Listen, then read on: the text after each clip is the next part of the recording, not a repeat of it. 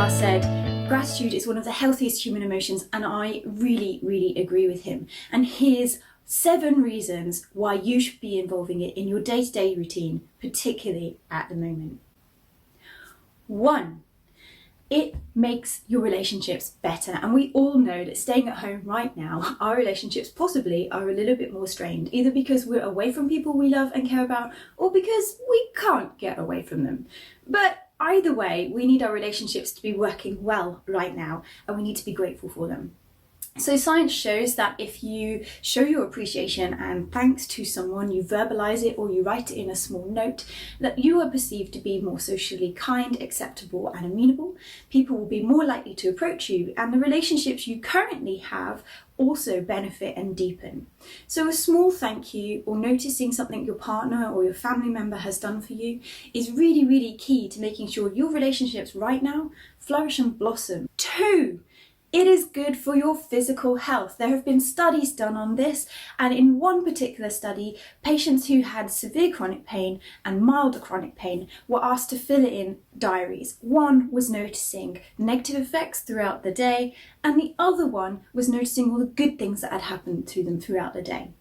And it turns out that the patients who had noted down the good things, the things they were grateful for, had a reduction in their pain by 16% versus start of that study.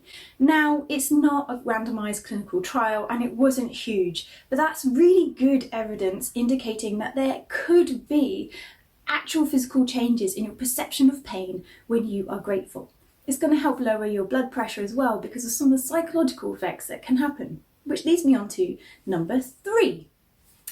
Psychologically, gratitude is incredible. It has been shown to induce dopamine and serotonin, which are your reward and happiness hormones in your brain. It's also been shown to fire neurons in what is called your bliss center in your brain, so your enjoyment center in your brain. And it also creates new neural pathways in your brain when you practice gratitude regularly. This means if you are prone to anxiety, depression, stress, if you are feeling overwhelmed right now and out of control of life, practicing gratitude will literally help your brain rewire. It will change the brain chemistry, and over long-term practice can change the actual pathways in your brain and how you remember and associate things. 4. Regular gratitude practice has been scientifically proven to boost your self-esteem. When we are grateful, when we practice gratitude, our internal language starts changing, and we're not only kinder to others outside of ourselves, but we are kinder to ourselves. And this is so important for your self-esteem. 5. People who regularly practice gratitude are shown to have better empathy for others, and it reduces your frustration, stress, and quickness to anger. It means that when we are in stressful situations, we find it easier to cope, and we are less likely to select anger as a response. 6, and here's a really important one, it is so important that we sleep well for our mental and our physical health, and doing gratitude practices, particularly just before we go to sleep, can induce a far deeper, longer and more restorative sleep for us. And finally, number 7. This is a really key one, particularly right now, and it really helps in times of crisis, stress and trauma. We can boost our mental strength or our resilience through gratitude practices. Gratitude helps you accept what you can't control, and that is so important right now. In addition, the longer-term psychological and physical effects can be huge. It can't take away pain from life because life has pain in it, but it will help you survive it better, learn from it better, and bounce back quicker. So if you want to find out how you can bring gratitude into your life, here are 3 levels of practices that you can do. Level 1, and this is the easy one, guys, so it's going to go up in difficulty. The quickest and fastest way that you can practice gratitude in your day-to-day is to write 3 things down at the end of each day before going to sleep. Still easy but slightly more time-consuming would be to do a full gratitude journal. How can you be grateful for the things that have happened to you today? Write that down in a longer journal. 3rd easy step is to appreciate others and actually verbalize it. So first part of that, super easy, is to actually acknowledge to yourself what others are doing for you, even if it's small. If somebody makes you a drink today, if somebody asks you how you are, acknowledge that. Say, I'm really grateful for that person thinking of me today. The next step is to say to that person, thank you, I really appreciate you checking in with me, or I really appreciate you making a drink. Just acknowledge it to them, just verbally. It's really easy.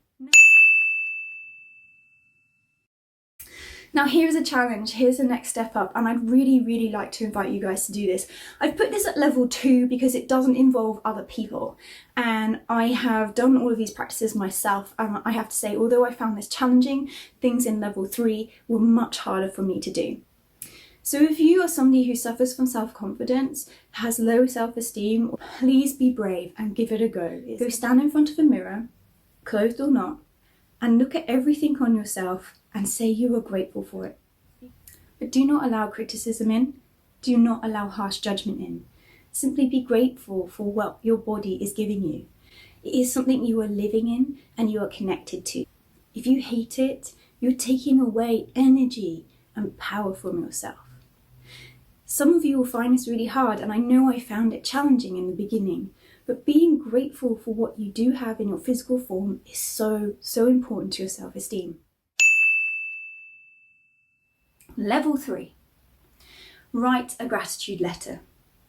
This is a letter where you write out a letter giving thanks to somebody that you haven't seen in a long time, or maybe haven't appreciated fully, even if they are in your life day to day. Just writing that letter will boost your happiness and your mood for at least 3 months if you have really gone into depth of the positive emotions and the deep and meaningful thanks that you're giving to this other person. The next step up is to send it to them, or even better right now, read it to them down the phone. If you can do it on video call, this will be the highest impact. Now outside of isolation, if you can read it to their face, which takes a lot of strength and possibly a few tears, then it will boost your mood and your experience of gratitude and your kindness to yourself. It will change your brain chemistry for up to 6 months. It's not easy, but I have done this and it's so good for both you and for the recipient of the letter. It has meant so much to the other person, and it has been a life changer for them because it's something I should have thanked them for a long time ago. I hope this has helped and please leave feedback. Go well and look after yourselves, and please live today